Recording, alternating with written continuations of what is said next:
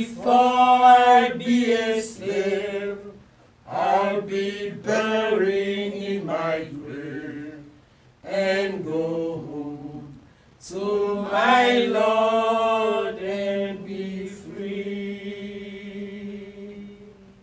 No more weapon, no more weapon, no more weapon over me. And before I be a slave, I'll be buried in my grave and go home to my Lord and be free. Je suis fier d'être nègre. Je suis fier d'être une négresse. Je suis fier de la couleur de ma peau. Je suis fier de mes grosses lèvres. Je suis fier d'être africaine, le berceau de l'humanité. Je suis fier d'être Haïti, la terre de liberté. Je suis fier d'être ouverte à la diversité culturelle. No more crying. No more crying. No more crying. No more crying over me. And before I be a slave, I'll be buried in my grave and go home to my Lord and be free. No more killing. No more killing. No more killing. No more killing over me. And before I be a slave, I'll be buried in my grave and go home to my Lord and be free.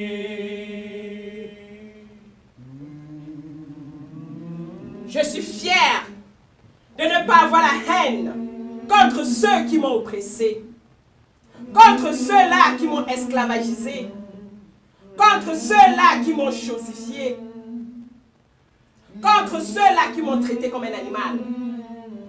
Je suis fier de la diversité culturelle humaine. Ce que je veux, c'est le respect mutuel, c'est le vivre ensemble.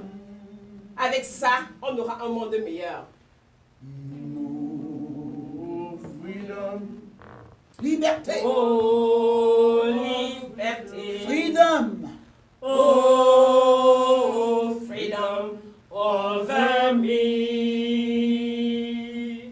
And before I be a slave, I'll be buried in my grave and go home to my Lord and be free. Oh, freedom. Oh, freedom. Oh, freedom over me. And before I be a slave, I'll be buried in my grave and go home to my Lord and be free.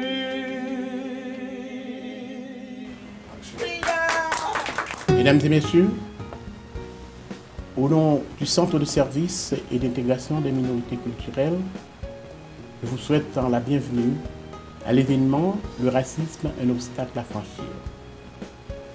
Chaque année, le Centre de services organise une activité de lutte contre le racisme, la discrimination systémique dans notre société. Cette année, l'activité s'intitule « Le racisme, un obstacle à franchir ».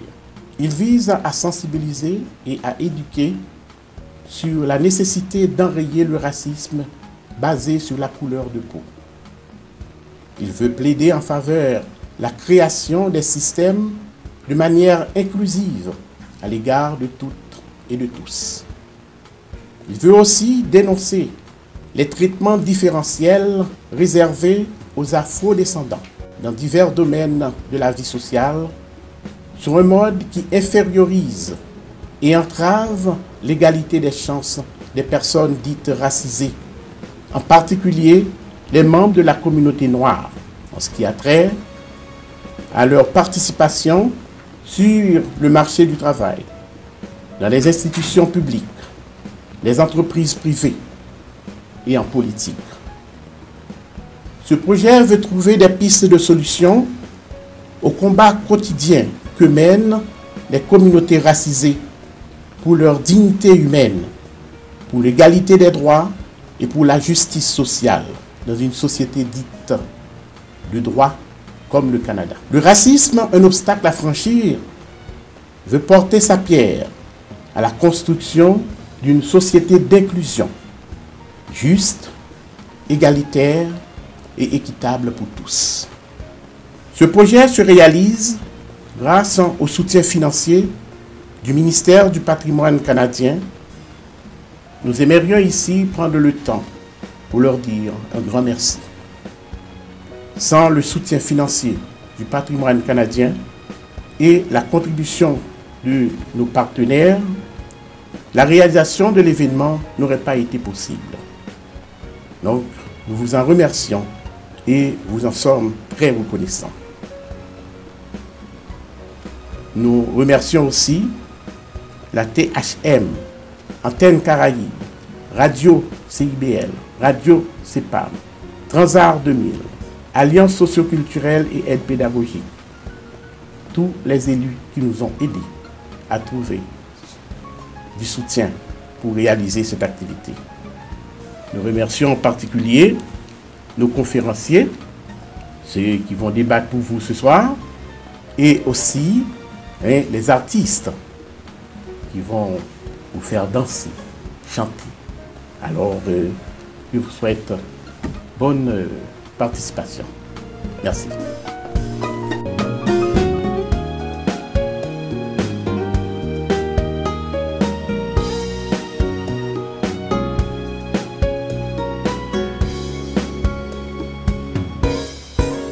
Je fais le rêve de voir un jour que les poètes ne mentent pas quand ils racontent que noir et blanc feront la fête dans ma maison. Plus de discorde, de haine raciale, d'indifférence, ni de violence. Un monde de paix, de tolérance, ce rêve à oublier. Je fais le rêve de voir un jour que les poètes ne mentent pas quand ils racontent que noir et blanc feront la fête dans ma maison. Sans injustice, inégalité, ni préjugés, ni privation. Un monde équitable et égalitaire, ce un rêve à oublier.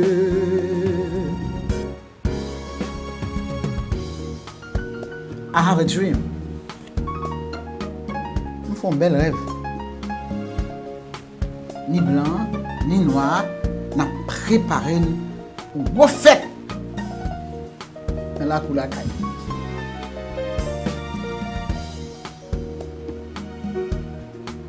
Ça qu'a fait.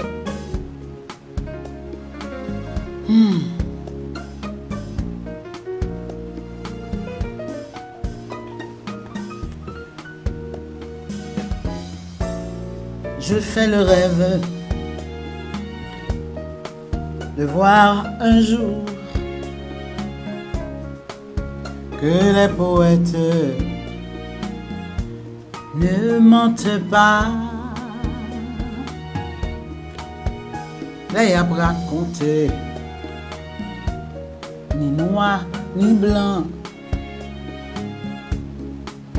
Gain pour nous le fêter qui côté connaît.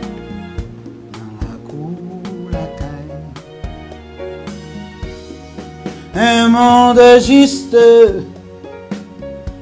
un monde d'amour, monde d'ouverture et d'égalité, monde tolérant et respectueux. Tel est le rêve d'un monde de paix. Moi-même, c'est vrai, me font rêve. Bonjour, Napoël. Que tout poète yo, il va pas menti. Les a raconté ni noir ni blanc. Rien pour nous le fêter dans la goût, la caille. Une possibilité pour l'humanité de vivre ensemble dans la dignité, sans injustice ni de racisme. Tel est le monde dont je rêve tant.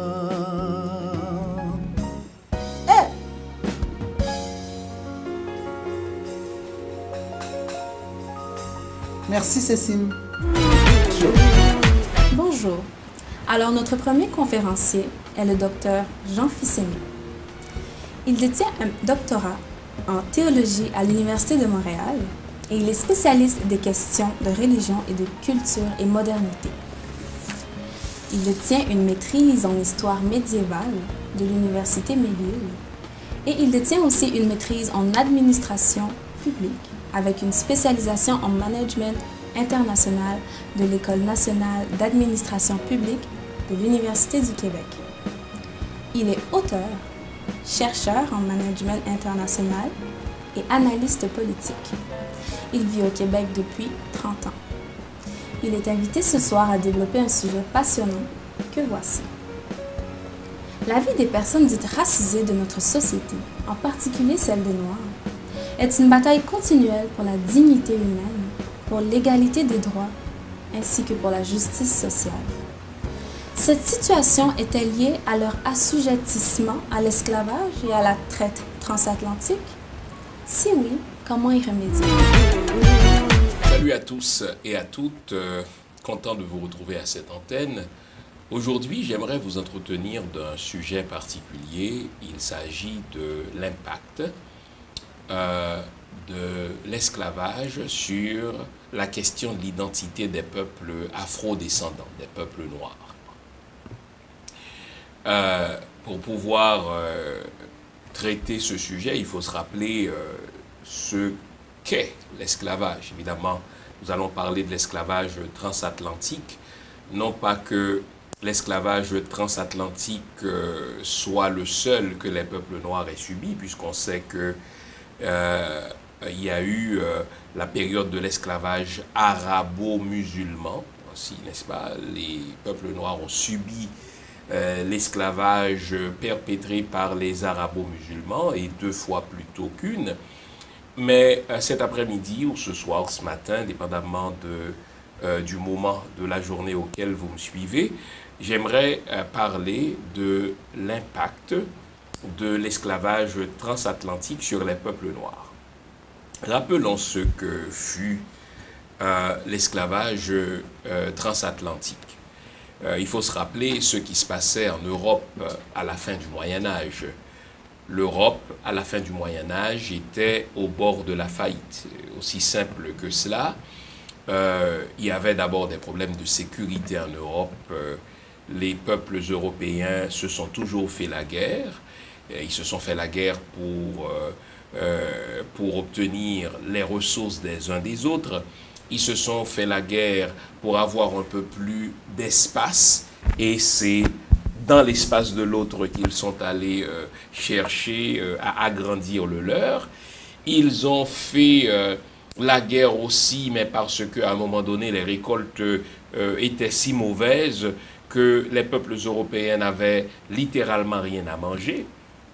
Ils se sont fait la guerre parce que, à un moment donné aussi, ceux qui se retrouvaient au bas de l'échelle sociale, n'est-ce pas, européenne, ont tout simplement voulu tout renverser. En sorte que, dis-je, à la fin du Moyen-Âge, donc à l'orée du XVe siècle, les Européens étaient aux abois, ils se cherchaient des débouchés. Bon.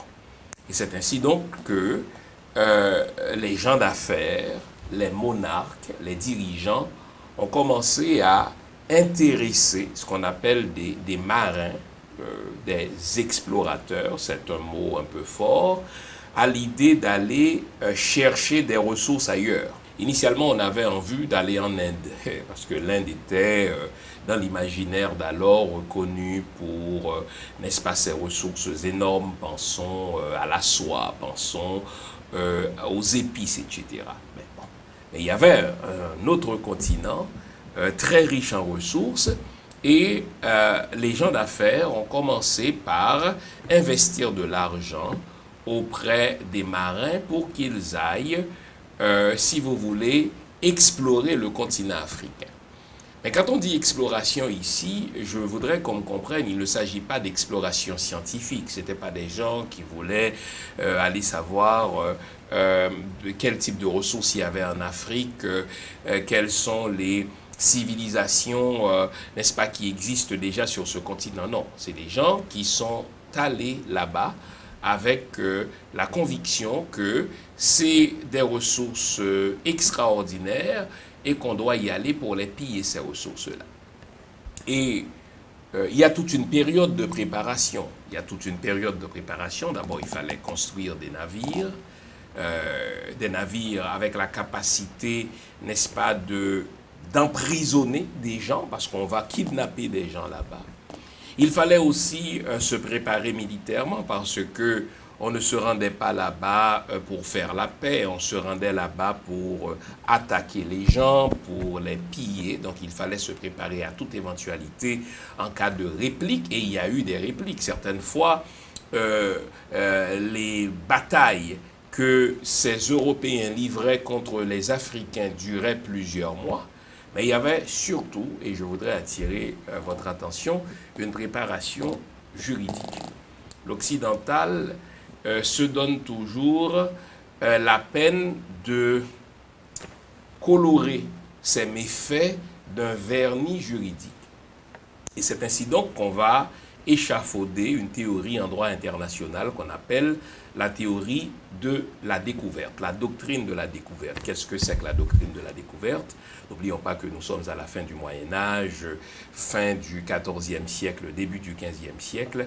L'Église catholique régit l'ordre international. C'est l'Église qui fait la paix entre les nations qui sont en guerre. C'est aussi l'Église qui déclare qu'une guerre est sainte et juste. les croisades, par exemple, l'Église déclarait que peu importe le nombre de victimes, cette guerre était juste puisque Dieu le voulait. En latin, Deo lo vole, c'est pas vrai? C'est aussi l'Église qui intervenait pour régler des litiges territoriaux entre des nations qui s'opposaient les unes aux autres. Quand, par exemple, il y a eu un conflit, un litige entre le Portugal et l'Espagne pour des questions territoriales, c'est l'Église qui intervenait pour dire que telle portion de territoire allait au Portugal et telle autre allait à l'Espagne. Alors, donc, les souverains européens sont allés voir le pape Innocent V pour lui dire, écoutez, nous ne voulons pas entrer sur un continent, nous emparer de ce territoire, des ressources et de la personne, de la population, sans nous assurer d'avoir une couverture juridique. Mais vous trouvez une justification à ce kidnapping, à cette invasion. Eh bien, l'Église va en trouver une justification. L'Église va dire, tous ceux qui sont chrétiens, donc les Européens alors, ont le droit d'entrer sur des territoires non chrétiens, déclarer que ces territoires-là leur appartiennent désormais au nom de Jésus, s'emparer de la personne de ces populations non chrétiennes, les réduire à l'esclavage à perpétuité, pourvu qu'on sauve leur âme. Et ceux qui veulent pousser la question un peu plus loin peuvent lire une bulle. Une bulle, c'est un décret papal, c'est une loi papale qui s'appelle Romanus Pontifex. Et c'est la bulle, donc le décret papal, décret par lequel le pape a donné au roi du Portugal et par lui aux autres souverains de l'Europe le droit de se rendre en Afrique, de faire la guerre aux populations africaines, de piller les ressources, de déclarer que désormais ce continent nous appartient à nous les chrétiens et de réduire les populations africaines à l'esclavage à perpétuité. C'est exactement ainsi que l'esclavage transatlantique va commencer. Donc, qu'on nous comprenne bien, il n'y a pas eu de commerce triangulaire. Vous savez qu'il y a une falsification de l'histoire, comme les Européens sont passés maîtres dans ce genre de choses, voulant qu'il y a eu commerce. Les Européens sont allés avec leurs bateaux, d'abord, qu'on appelle négriers. Vous voyez, le terme déjà est choisi. C'est un bateau qui est conçu, qui est construit et qui a été utilisé aux fins d'emprisonner les gens. C'était des prisons flottantes. Donc, de voyage ou de commerce triangulaire, il n'y en a point. Donc, les Européens sont partis de l'Europe à dessein pour voler, pour kidnapper, pour arnaquer les gens. Est-ce qu'il y a eu des cas de complicité, des collabos? Mais bien sûr, bien sûr. Pendant la Seconde Guerre mondiale, il y a eu des Juifs qui ont collaboré avec des nazis pour livrer des Juifs. Mais est-ce qu'on va dire que ce sont les Juifs qui ont tué les civils juifs? Voyons donc. Il y a eu des Français qui ont collaboré avec les nazis pour livrer des Juifs. Mais la responsabilité morale de la Seconde Guerre mondiale repose sur le dos des nazis allemands. Donc il y a eu quelques Africains qui ont su tirer profit du voyage et de l'esclavage transatlantique, je veux bien, mais ne confondons point, ne perdons point le sens de la proportion. Ne disons pas que s'il y a eu esclavage transatlantique, c'est parce qu'il y a eu des frères africains, des souverains africains qui ont vendu leurs frères. Faux. Il y a eu des collaborateurs. Il y a eu toujours une complicité interne. Ça, c'est dans tout ce qu'on fait. Il y a des Américains qui vont vendre des informations aux Russes pendant la période de la Seconde Guerre mondiale. Pendant la période de la guerre froide. Mais ça ne veut pas dire que le service de contre-espionnage russe était aux mains des Américains. Donc, ne perdons pas le sens de la proportion. Donc, l'esclavage transatlantique aura duré près de 500 ans. Et selon les estimations les plus conservatrices, c'est quelque chose comme 13 millions d'Africains qui ont été kidnappés de l'Afrique et qui ont été transportés comme de la vulgaire marchandise en Amérique pour être réduits à l'état de choses, pour travailler de l'aurore au crépuscule pour des kidnappeurs qu'on appelle des esclavagistes et qui n'avaient absolument aucun droit.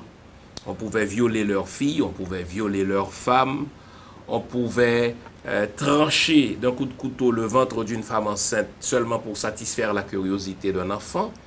Parfois, une femme venait d'accoucher, on kidnappait le bébé qui venait de naître et on le jetait dans un fleuve pour attirer les alligators. Donc, l'esclavage, c'est l'enfer. S'il y a un enfer, eh bien, c'était l'esclavage. Un tissu de mensonges, un tissu d'atrocités, et les peuples noirs ont subi ça pendant presque 500 ans. Et toutes les nations européennes ont eu les mains trempées là-dedans, en sorte qu'aujourd'hui, la richesse de l'Occident s'explique par l'esclavage. S'il n'y a pas eu d'esclavage, l'Occident se serait effondré. L'Europe se serait effondrée, puisqu'à la fin du Moyen-Âge, l'Europe était au bord de la faillite. Maintenant, la question qui m'intéresse, c'est quelles sont les conséquences pour les peuples noirs de l'esclavage. Vous savez, on commence à peine à s'intéresser dans les sciences de la santé aux effets de l'esclavage. Et heureusement qu'il y a des études bien étoffées qui prouvent que les effets de l'esclavage s'inscrivent même dans l'ADN des peuples noirs. Vous savez que les peuples noirs au niveau de la santé sont plus susceptibles d'avoir certaines maladies psychosomatiques comme l'hypertension, comme le diabète, etc. Et nous avons, toute proportion gardée, et toutes choses étant égales par ailleurs, n'est-ce pas, nous avons une longévité beaucoup plus réduite que celle des peuples qui n'ont pas connu l'esclavage. Et les experts en matière de traumatisme post-esclavage imputent cette longévité réduite, notre propension à avoir l'hypertension, à avoir le diabète, au fait de l'esclavage. Et ça, c'est un fait qui est établi par la science. Une autre conséquence et un autre impact de la période de l'esclavage, c'est la question de l'estime de soi chez les peuples noirs.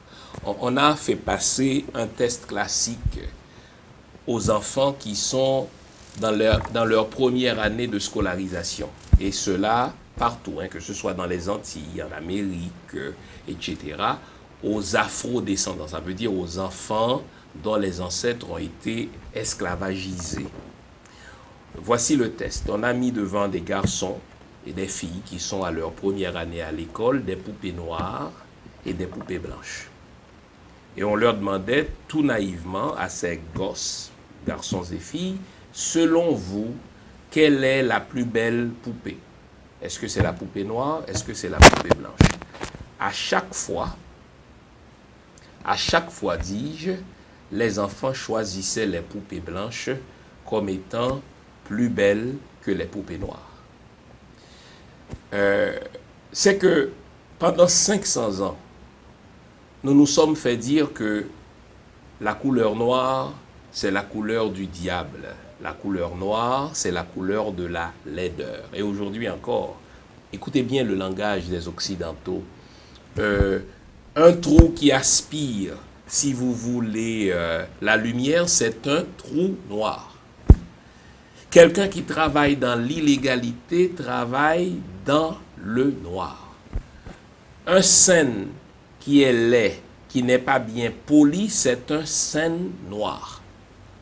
En sorte que tout ce qui est laid, tout ce qui est mauvais, tout ce qui est illégal est noir.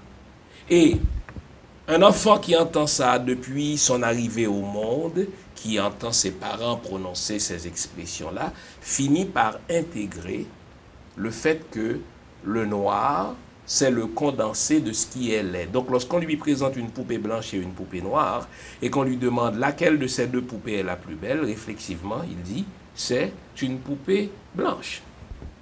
Ce que ça a comme conséquence, aujourd'hui, dans les pays africains, dans les pays antillais, beaucoup d'hommes et de femmes ont des problèmes de cancer de la peau. Pas parce qu'ils sont nés avec des problèmes de cancer de la peau, mais parce qu'à un moment donné, ils ont voulu blanchir leur peau. Ils ont voulu javeliser leur peau et ils se sont mis à acheter des crèmes blanchissantes qui ont fini par entraîner des problèmes de cancer de la peau. Donc, la deuxième conséquence de la période de l'esclavage se trouve sur l'estime de soi des peuples noirs. Je sais bien, comme disait Pascal, Blaise Pascal, le cœur a ses raisons que la raison ne connaît point. Donc, c'est le cœur qui aime, je veux bien. Mais chez beaucoup de femmes noires et chez beaucoup d'hommes noirs, beaucoup d'entre eux ou d'entre elles sortent avec un homme noir ou avec une femme blanche, pas nécessairement parce qu'ils n'étaient pas attirés vers un homme noir ou vers une femme noire, mais parce que chez beaucoup d'hommes noirs, chez beaucoup de femmes noires, sortir avec une femme blanche ou sortir avec un homme blanc, c'est comme un trophée. C'est comme s'il y avait un supplément d'être quand on sortait avec une femme blanche et quand on sortait avec un homme noir. Et moi, je le sais, ça m'a pris un certain effort, un certain travail sur moi-même pour réaliser qu'une femme à teint clair n'est pas automatiquement plus belle qu'une femme à peau foncée. Parce que c'est comme ça que nous avons été élevés. Plus l'ancien esclave se rapproche des archétypes du maître blanc, le nez pointu, qu'il parle avec une certaine diction, un certain accent, qu'il a les cheveux un petit peu, si vous voulez, frisés, etc., eh bien, plus on se rapproche des archétypes du blanc, meilleur on se sent. Donc ça aussi, c'est une conséquence de la période de l'esclavage. Donc ça affecte notre estime de nous-mêmes, et il y a, ça a été prouvé, une haine de soi chez les Noirs. Dans la littérature haïtienne, entre autres, hein, il y a un poète qui, et il n'est pas le seul, qui s'est questionné dans son œuvre en se demandant « Oh mon Dieu, pourquoi m'as-tu créé noir? Pourquoi dois-je porter tous les malheurs des humains dans ma peau et sur le dos ?» Et en vérité, quand on voit ce qui se passe dans les pays occidentaux, quand on voit les injustices, les discriminations auxquelles les afro-descendants sont soumis, eh bien, on comprend, sans nécessairement être d'accord, avec ceux qui disent qu'il semble y avoir une malédiction noire. Un autre effet pérenne de la période de l'esclavage, c'est le manque d'attachement qu'on retrouve chez les afro-descendants pour la cellule familiale. Ce n'est pas que aucun noir n'ait un attachement à la famille, c'est bien le contraire. Mais on découvre que, toute proportion gardée, les hommes noirs, les afro-descendants, ont un plus faible attachement à l'unité familiale. Et on rattache cela à la période de l'esclavage. Rappelons-nous ce qui se passait. Ma femme n'était pas ma femme. Mon mari n'était pas mon mari. Ma femme appartenait au maître. Et le maître pouvait revendre ma femme à un autre maître qui se trouvait à 10 000 lieues de la plantation où je l'ai connu. Mon maître pouvait revendre, n'est-ce pas, mes enfants, qui n'étaient pas mes enfants, selon le code noir, à n'importe quel autre maître qui appartenait à 10 000 lieues. Et bien, ce que ça fait, c'est que finalement, je dis, mais plus rien ne m'appartient, plus personne ne m'appartient, et donc je n'ai pas d'attachement à l'unité familiale. Évidemment, le temps nous manquerait, et le temps nous manque si on devait considérer toutes les conséquences, mais il y a une dernière conséquence que j'aimerais traiter, c'est la question de l'identité. C'est la question de l'identité. Vous savez, l'identité d'un peuple, c'est la manière dont ce peuple-là se voit par rapport aux autres. C'est aussi la question de la spiritualité. Si vous posez la question aux afro-descendants, à savoir qui ils sont, vous allez voir, même dans la manière dont ils se décrivent, ils vont avoir besoin de valider leur réponse selon la grille de l'Occident. C'est ainsi, par exemple, que, en parlant de la question de l'identité, ma langue, c'est la langue du maître. C'est faux. Ma langue, c'est le créole. C'est ma langue, la langue que mes parents parlaient. Mais la manière dont nous avons été élevés, c'est que cette langue-là n'est pas une langue, c'est un dialecte. La seule langue qui compte, c'est celle que le maître parlait. Ma spiritualité n'est pas une spiritualité, c'est un ramassis de superstitions. Donc le vaudou, c'est satanique. La seule spiritualité qui compte, c'est celle du maître blanc, donc le christianisme. En sorte que, et je termine là-dessus, on découvre que les afro-descendants vivent dans un monde d'ambivalence. Tout est ambivalent chez les afro-descendants. On a nos dialectes à nous, qu'on considère comme dialectes, mais qui sont des langues. Mais ils ne sont pas vraiment des langues parce que la seule langue, c'est la langue du maître.